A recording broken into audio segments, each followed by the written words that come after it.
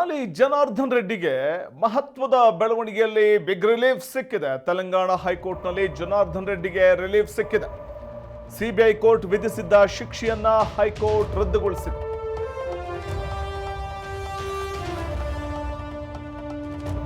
ಗಾಲಿ Janardhan ರೆಡ್ಡಿಗೆ big relief.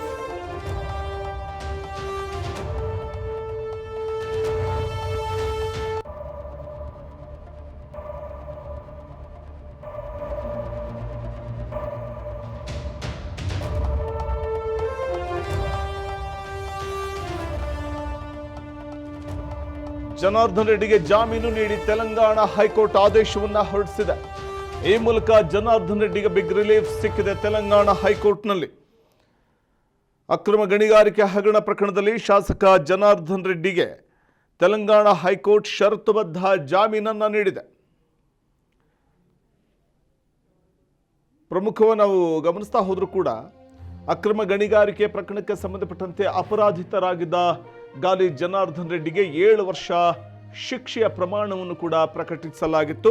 ಅಂತೆಯೇ 7 ವರ್ಷ ಜೈಲು ಶಿಕ್ಷೆ ಅನುಭವಿಸಬೇಕಾದಂಥ ಒಂದು ಪರಿಸ್ಥಿತಿ ಎದುರಾಗಿತ್ತು. ಜೊತೆಗೆ ಶಾಸಕ ಸ್ಥಾನವೂ ಹೋಗಿತ್ತು. ಈ ಎಲ್ಲ ಬೆಳವಣಿಗೆ ನಡುವೆ ಜನಾರ್ದನ್ ರೆಡ್ಡಿ ಮೇಲ್ಮನವಿಯನ್ನು ಸಲ್ಲಿಸಿದ್ರು. ಅಂತಿಮವಾಗಿ ಶಾಸಕ ಜನಾರ್ದನ್ ರೆಡ್ಡಿಗೆ ಈ ಪ್ರಕರಣದಲ್ಲಿ ತೆಲಂಗಾಣ ಹೈಕೋರ್ಟ್ ಷರತ್ತುಬದ್ಧ ಜಾಮೀನನ್ನು ನೀಡಿದ್ದು ಜನಾರ್ದನ್ ರೆಡ್ಡಿಗೆ ಬಿಗ್ ರಿಲೀಫ್ ಸಿಕ್ಕಂತಾಗಿದೆ.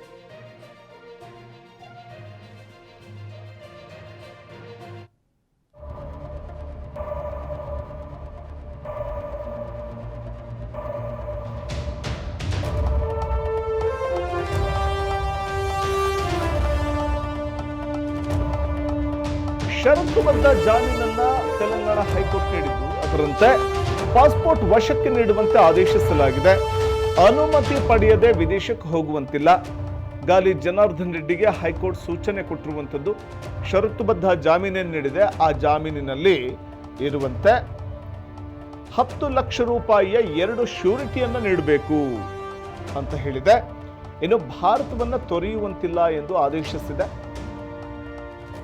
ಪಾಸ್ಪೋರ್ಟ್ ವಶಕ್ಕೆ ನೀಡುವಂತೆ ಆದೇಶವನ್ನ ನೀಡಿದೆ. ಗಾಲಿ ಜನಾರ್ದನ್ ರೆಡ್ಡಿಗೆ ಈ ಸಂಬಂಧ ಹೈಕೋರ್ಟ್ ನೀಡಿರುವಂತಹ ಸೂಚನೆ ಇದು. ತೆಲಂಗಾಣ ಹೈಕೋರ್ಟ್ ಷರತ್ತುಬದ್ಧ ಜಾಮೀನನ್ನ ಗಾಲಿ ಜನಾರ್ದನ್ ರೆಡ್ಡಿಗೆ ಮಂಜೂರು ಮಾಡಿದೆ. ಹಾಗೂ ಸಿಬಿಐ ಕೋರ್ಟ್ ವಿಧಿಸಿದ್ದ ಶಿಕ್ಷೆಯನ್ನ ರದ್ದುಗೊಳಿಸಿ ಆದೇಶವನ್ನ ಹೊರಡಿಸಿದೆ ತೆಲಂಗಾಣ ಹೈಕೋರ್ಟ್. ಅಕ್ರಮ ಗಣಿಗಾರಿಕೆ ಪ್ರಕರಣದಲ್ಲಿ ಸಿಬಿಐ ವಿಧಿಸಿದ್ದ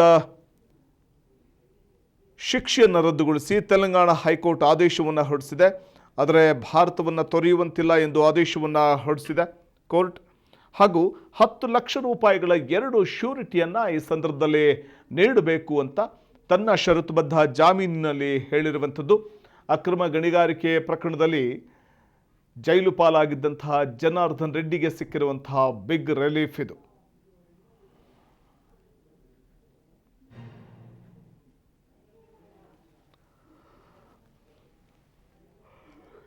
ಓಬಳಾಪುರಂ ಅಕ್ರಮ ಗಣಿಗಾರಿಕೆ ಪ್ರಕರಣದಲ್ಲಿ ಜನಾರ್ದನ್ ರೆಡ್ಡಿ ಅಪರಾಧಿ ಅಂತ ಹೈದರಾಬಾದ್ ಸಿಬಿಐ ಕೋರ್ಟ್ ಇತ್ತೀಚೆಗೆ ತೀರ್ಪನ್ನು ಪ್ರಕಟಿಸಿತ್ತು. ಶಿಕ್ಷೆ ಪ್ರಮಾಣವನ್ನು ಪ್ರಕಟಿಸಿತ್ತು. ಅಂತೆಯೇ ಓಬಳಾಪುರಂ ಮೈನಿಂಗ್ ಕೇಸ್ನಲ್ಲಿ ಗಾಲಿ ಜನಾರ್ದನ್ ರೆಡ್ಡಿಗೆ 7 ವರ್ಷ ಜೈಲು ಶಿಕ್ಷೆ ವಿಧಿಸಿ ಸಿಬಿಐ ನ್ಯಾಯಾಲಯ ಆದೇಶವನ್ನು ಹೊರಡಿಸಿತ್ತು.